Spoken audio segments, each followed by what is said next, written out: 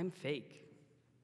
You could be fake, you could be fake, and you could be fake too.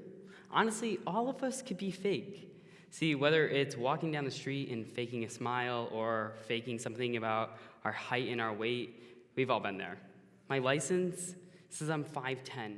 I am 5'8" on a good day with a thick soul, let's be real. But being fake, it's actually pretty cool. See, I know this because I was cool. I'm gonna throw you back to my high school self, freshman year. I was about 4 feet deep in the closet, locked tight, okay? The kids that were out, they had a few things in common. They had blue highlights, they sat alone at lunch, and they spent their Friday nights at theater practice. See, I knew I was like them, but I had enough color in my hair already, and I wasn't looking to experiment with blue. So right then and there, I picked up a mask, and I put it on to be accepted. So from 7:44 to 2:10, I was bro number 2. And from 2:15 on, I picked up my scissors and I started cutting coupons to fuel my extreme couponing addiction. See, I stayed in that closet for 4 years, that mask on tight. And when I finally graduated, I came out and I was finally ready for university. I was ready to be that social person that I always wanted to be. So I come in and I go where any person would want to be social, Greek life. So I know what you're thinking, wow, that kid is really good looking. But what would make him even better looking? A sweatshirt with some Greek letters. See, I thought the same exact thing. So I go in, full hopes, rejected by them all. Instantly in my head, I'm thinking, you thought you were good enough? You thought you were actually going to be liked? Right then and there, I knew that if I wanted to actually be liked, I had to grab that mask. See, I was insecure in that moment. So I grabbed it and I put it back on. And I quickly found out that there was a pattern to this whole thing. There was a pattern that separated those who were socially verified from those who got less than 50 likes on a post. And it really boiled down to a good edit. And as much as it was an edit on your photo, it was an edit on your life. Mind you, I still very much was that person who spent his Friday nights eating pizza rolls and watching reruns of Jersey Shore. But where there's a will, there's a way, specifically a VSCO edit. So I became cool, and I'm gonna teach you how to do it. You got to be attractive, okay? So pretty people, they work. You know it better than I do, right? So I hung out with pretty, I inevitably became pretty. Look at me. I posted with those pretty people almost as if they were props, right? With that, you also have to be rich. Money talks, money walks. You know it better than I do, right? The cool kids, they have Gucci belts on. See, if you can't afford Gucci, you could find Fucci. It's out there. Google it. The cool kids, honestly, they have the money, but you don't even necessarily need to have the money. Can you actually afford that $50 brunch? Most likely not. But can you afford a cucumber juice? And can you say that you're in the hottest, newest diet and you can't believe that anybody else has heard about it yet? Absolutely. See, through this, I became popular. See, social media here, it's your best friend, right? We're in 2019, you can pay to be popular. 10,000 likes, I want it, I got it. 10,000 followers, I wanted it, I got it, I bought it. Sure, you might have no idea who actually likes you at the end of the day, and you might have the largest void, but it's fine because people think you're cool, right? See, the other thing is here, you need to have an opinion, but do not voice it. I became a master at revealing and concealing my own personality, inevitably becoming that social chameleon, right? So when I was with my sisters, it was, hey, what's up, girls? And with the bros, it's, yo, what's going on, G? I very much nailed that bro handshake. I could teach you guys actually really quickly. So it's a clap, a snap, click. You go in and you double tap that back shoulder, but don't do the full hug because that will just make people uncomfortable and we don't want to do that. With that, you need to have some friends. So I started working at a local bar and I had 10 of my friends coming, inevitably working that up to 400 of my closest friends. See, right then and there, I ended up working at some of the top clubs in LA, where celebrities would often be seen. See those pretty girls that I posted with? They wanted to go to those clubs. And those guys, they wanted to go where the pretty girls went. I mean, can you blame them? They're pretty, you know?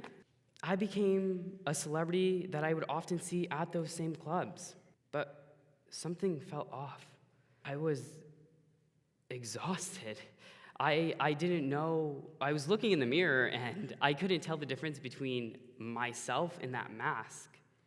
I didn't know if those people actually liked me or did they like that mask. My mental health was rapidly declining. Social anxiety, check. Thoughts of depression, double check. I had everything that I wanted. I was that lonely redhead who inevitably became the person that every straight guy envied and every girl wanted as a best friend. But tell me why I didn't feel good about myself. So I did some research and I found out that I wasn't the only one. See, the Child Mental Health Institute's 2017 report shows that 1 out of every 3 children will suffer with anxiety before the age of 18. So much so that psychiatrists and communication specialists show that there's a direct correlation in between social media sites such as Instagram and Facebook to negatively socially comparing. See, I put all of my self-worth in the hands of others. I wanted to be liked so incredibly bad. I was trying to be this cool kid, and I inevitably became that cool kid, but I just felt cold and lonely. I had a social hangover, and I was grasping for aspirin. I had a Velma moment. I don't know if we have Scooby-Doo fans here. It was my favorite TV show. My glasses fell off, and I was really searching hard. I finally grabbed a bottle. I picked it up, and it said authenticity. I opened it up. There's 3 pills in there. And this is where I made that leap to authenticity. See, that first pill, it was acceptance. And it wasn't just acceptance of myself. It was acceptance of others as well. I did so much comparing, whether it was on Instagram with clothes I didn't have or shoes I didn't have, or driving down the road and wishing I had this car or that car, that I forgot that how much I actually had. And I had an abundance. I would always do things for other people, thinking, okay, well, what do they want from me? Versus asking myself, what do I actually want from me? So thoughts on a Saturday night went from, do you actually want to go out, to, you don't actually want to go out, to, heat up the pizza rolls, we're going to watch some Queer Eye on the couch. See, that second pill, it was self-love. Mind you, this was very much the hardest pill to swallow. It's still lumped in the back of my throat. I'm still working on it. But that person that I looked in the mirror, I actually liked who was looking back.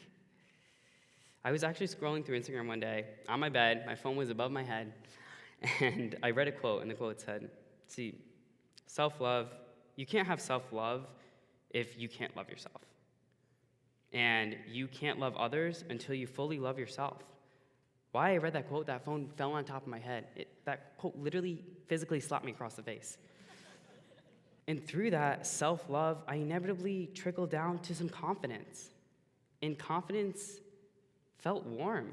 And that was that third pill, warmth. See, as much as I wanted to seek to be cool, I was just seeking to feel warm. The cool kids that I was hanging out with did a lot of putting other people down. And I felt warmest when I was picking people up. So I started an organization with a few friends on campus called Unite Pep. And we had that exact mission to unite people, to find that place of warmth for people and use it for a voice. See, when I was that cool kid, I very much would always be in the club, hat on, glasses on, mean mugging it. Never having a smile on my face, unbothered. I challenged that with be bothered, be bold, be loud, be proud, because that's what warmth is. Find the fire within you and lead with that, because that is passion and people will follow with it. Like I said, as much as I was trying to be this cool person, I was just trying to feel accepted, but I just felt cold. And I'm from New England. I know cold. Trust me. You want no part of it. Absolutely no part of it. And we really know how precious life is.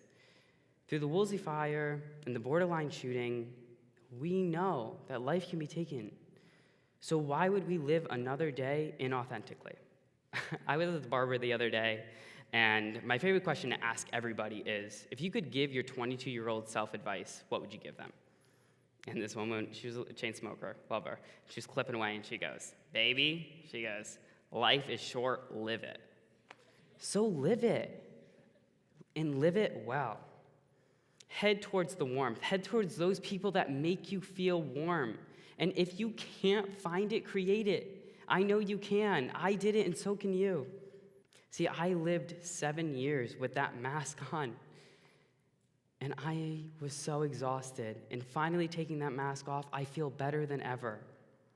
So if you are living inauthentically, take that mask off, because I'm telling you, it's worth it. And if I could leave you with one quote, head towards warmth, because you'll be cool when you're dead. Thank you.